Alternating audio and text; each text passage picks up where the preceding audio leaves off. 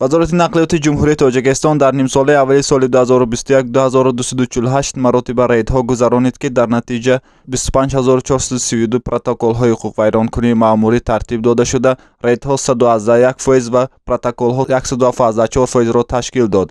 дар ин бора 14 июл Азим Иброҳим, вазири нақлиёти ҷумҳурии Тоҷикистон, зимни нишасти матбуотӣ ба хабарнигорон иттилоъ дод. ӯ қайд намуд, ки пас аз санҷишҳо ва муроҷиати шаҳрвандон нисбат ба як қатор ронандагон ва кормандони ниҳоди нақлиётӣ чораҳои зарурӣ андешида шудааст.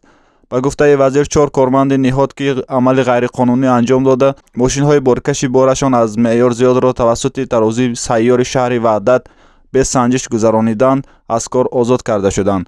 гуфта шуд, ки тибқи қарори нави вазорати нақлиёт, боркашонҳо бо бори вазнин ҳам ҷарима ва ҳам ба ҷавобгарӣ кашида шуда, дар қатори ронанда борфиристонанда ҳам ҷазо хоҳад гирифт. ҳамзамон ӯ иброз намуд, ки худсарона танба намудани роҳҳо ва дар дилхоҳ ҷои мусофир гирифтани ронандагони автобус ва микроавтобусҳо дар пойтахт боиси нигаронӣ буда, барои пешгирии ин ҳолатҳо низ чораандешӣ ҷараён дорад.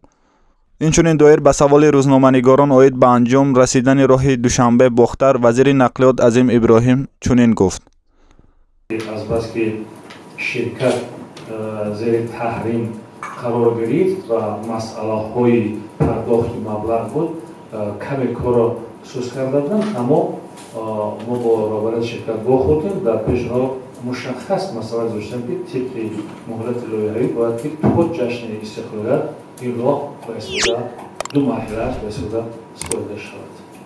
исфандиёри Бахтиёр, Хаёми Комилҷон, барои YouTube канали Ҷавонон ТВ.